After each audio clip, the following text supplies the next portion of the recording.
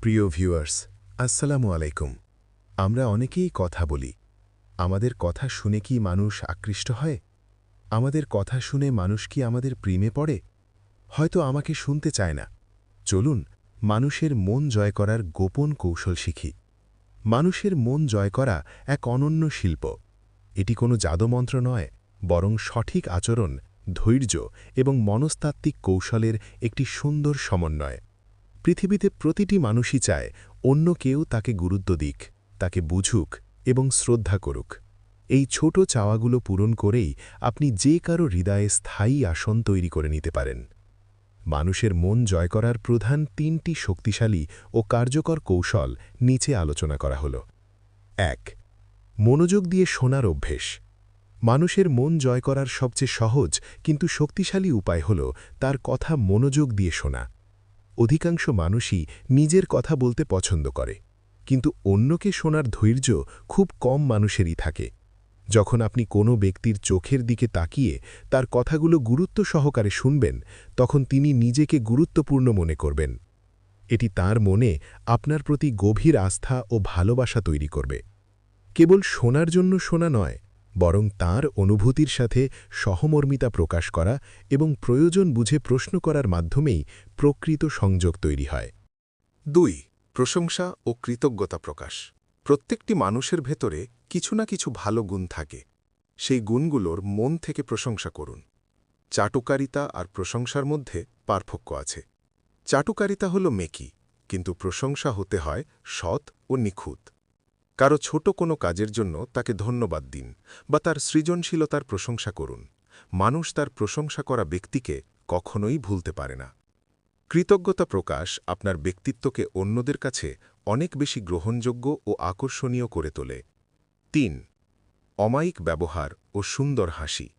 একটি মিষ্টি হাসি অনেক কঠিন পরিস্থিতিকেও সহজ করে দিতে পারে।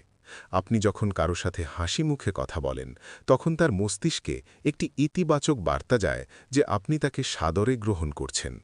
নম্রতা ও ভদ্রতা হল এমন এক সম্পদ যা দিয়ে পুরো দুনিয়া জয় করা সম্ভব। অন্যের বিপদে এগিয়ে আসা, বিপদে সহানুভূতি দেখানো এবং সব সময় অহংকার মুক্ত থাকা মানুষের মন জয়ের প্রধান চাবিকাঠি। আপনার আচরণ এমন হওয়া উচিত যাতে আপনার উপস্থিতিতে মানুষ স্বাচ্ছন্দ্য বোধ করে। মানুষের মন জয় করা কোনো সাময়িক কৌশল নয়, এটি দীর্ঘমেয়াদী চারিত্রিক বৈশিষ্ট্য।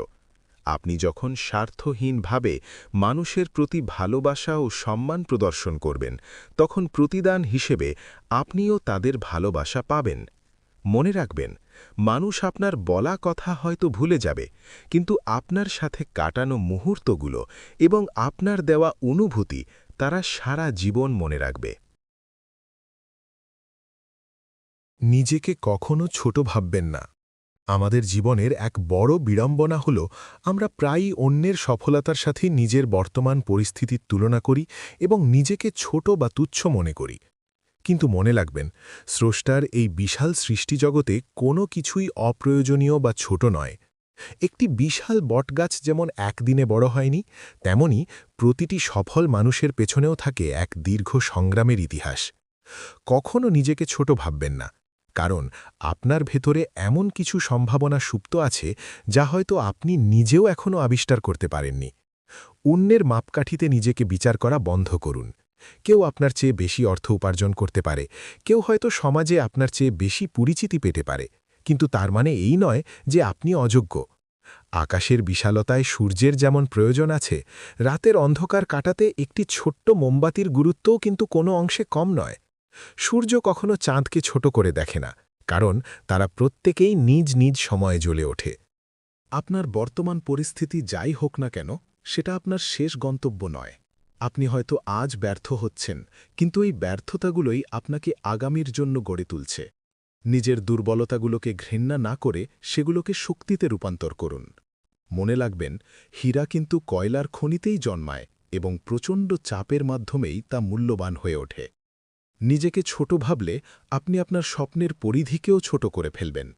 মানুষ যখন নিজের উপর বিশ্বাস হারায়, তখন পৃথিবীও তার ওপর থেকে ভরসা তুলে নেয়। তাই আয়নার সামনে দাঁড়িয়ে নিজেকে বলুন, আমি অনন্য, আমি সক্ষম। আপনার সততা, পরিশ্রম এবং অদম্য ইচ্ছাশক্তি একদিন আপনাকে অনন্য উচ্চতায় নিয়ে যাবে। অন্যের সমালোচনা বা অবজ্ঞায় কান দেবেন না। যারা আজ আপনাকে অবহেলা করছে, আপনার সাফল্যই একদিন তাদের উত্তর দেবে। নিজের ছোট ছোট অর্জনগুলোকে উৎসাবন করতে শিখুন এবং প্রতিনিয়ত নিজেকে আগের দিনের চেয়ে উন্নত করার চেষ্টা করুন। মনে রাখবেন, আপনি যদি নিজের মূল্য দিতে না জানেন, তবে পৃথিবী কখনো আপনাকে মূল্যায়ন করবে না। আপনি নিজেই আপনার ভাগ্যের স্থপতি। তাই নিজের ওপর আস্থা রাখুন এবং সাহসের সাথে সামনের দিকে এগিয়ে যান। শিক্ষা: নিজের ওপর বিশ্বাসী হল সফলতার প্রথম ধাপ।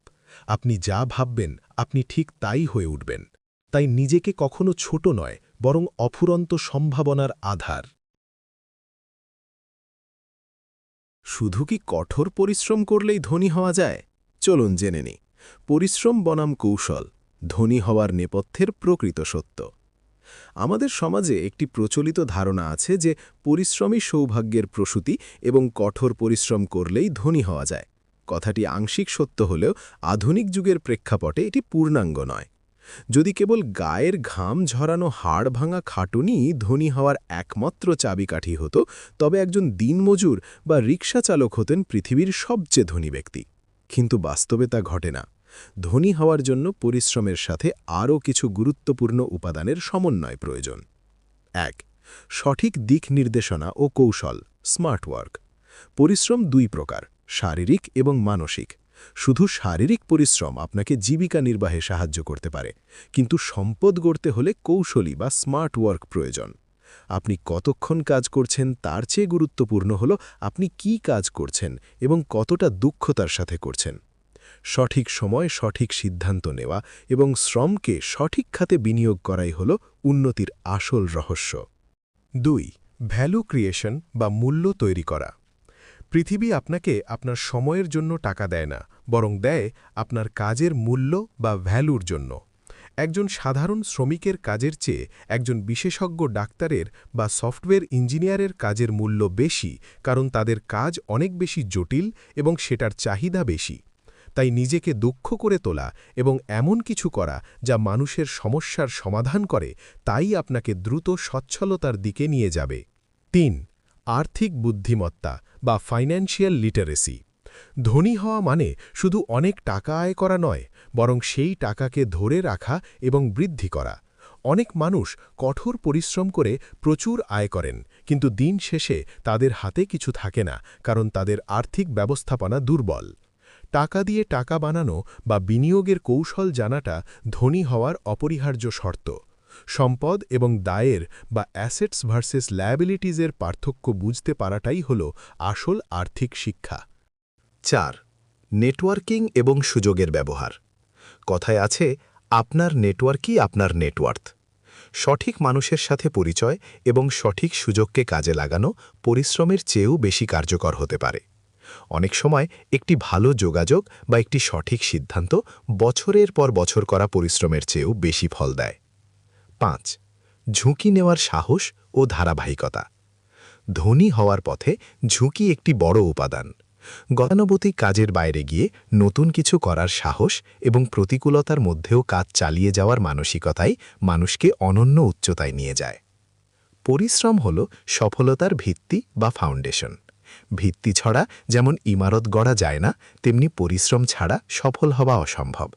কিন্তু সেই পরিশ্রমকে যখন সঠিক কৌশল, আধুনিক প্রযুক্তি, আর্থিক শিক্ষা এবং সৃজনশীলতার সাথে যুক্ত করা হয়, তখনই কেবল কেউ প্রকৃত অর্থে